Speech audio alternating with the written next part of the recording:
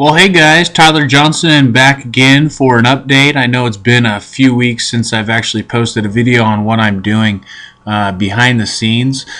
As many of you guys do remember, or that are following me on Facebook, I ended up posting a video, I think it was about a month ago, of basically a build that I was going to be doing real soon. I went ahead and bought a 4x2x2 tank, 120 gallon tank, and I was going to go ahead and build this basically bar style kind of peninsula hangout area for my family. But long story short, guys, I could not get a 4x4 by 27 foot tank out of my head.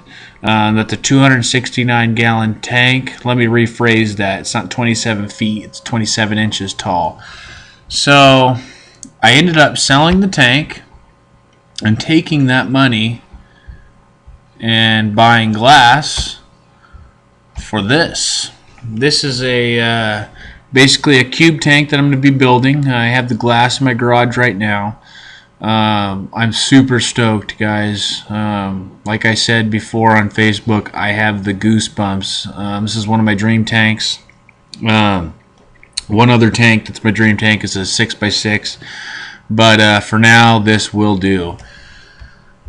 I basically tried to draw this out on Google SketchUp 3D just to kind of give everybody an idea of what this build is going to look like and kind of give me an idea and something to shoot for while I'm building the stand.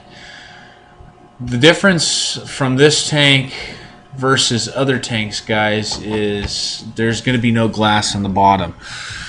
The reason I did this is I was able to get all the glass for $591, and that is not including the bottom piece. And this glass comes to my house tempered, which means it's about 5 to 10 times stronger than regular glass. That's why I went with 1/2 inch, and also Euro brace 4 inches wide on top all the way around. And the price that they wanted for the glass down below, including the holes, was just outrageous. I have my own hole saws, but you can't drill glass that's been tempered. You can only have it done at the factory. So with the amount of holes that I'm going to have in the bottom, since I'm going to have probably 8 holes in the closed loop and then probably 2 drains and 1 return, it just wasn't feasible. So what I've decided to do, guys, is go with a 3/4 birch or plywood type of wood and basically coat it with pond shield or pond armor epoxy, which is, it's real flexible. It dries within 24 hours. Stuff's amazing. And I've heard a lot of good reviews on it. The only thing that I've heard bad about it is it's really hard to work with. It's about the thickness of molasses, if not thicker. So I will be shooting a video on that, guys. But as you guys can see, I probably won't have this many bar stools. I only have 6 people in my family. So I just kind of wanted to get an idea of how much room that I will have on this build. But as you guys can see, this tank is massive. I basically just took the stand from the other drawing and manipulated it onto this. So the tank is only 27 inches tall, but this stand I want to be at least 35, 36 inches tall. So there's a little bit of a discrepancy right here on what you guys are seeing.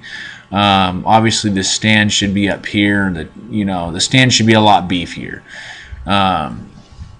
So I hope you guys enjoy this tank. I'm going to go ahead and show you the reason why I'm building this tank, because I have an idea for my hot tub. Now let's get down into here.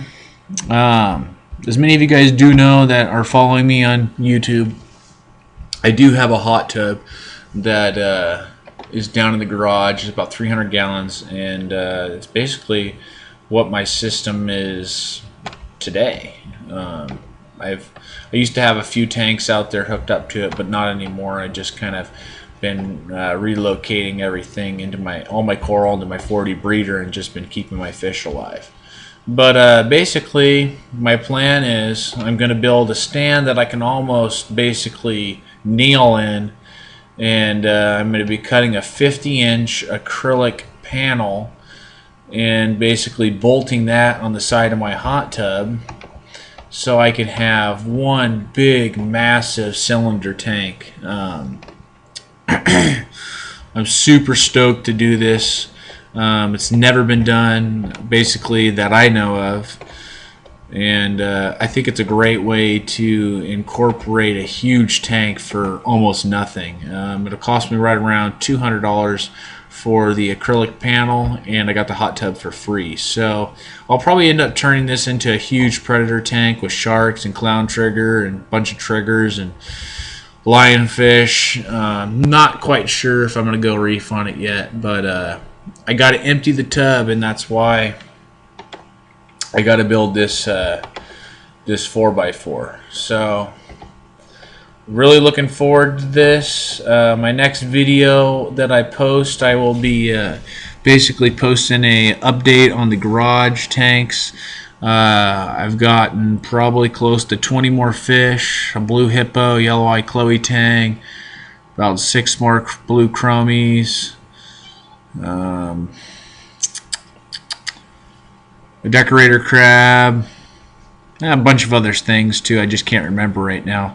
But so I'll go ahead and shoot an update on that, show you guys all that, and that's about all I have going on right now, guys.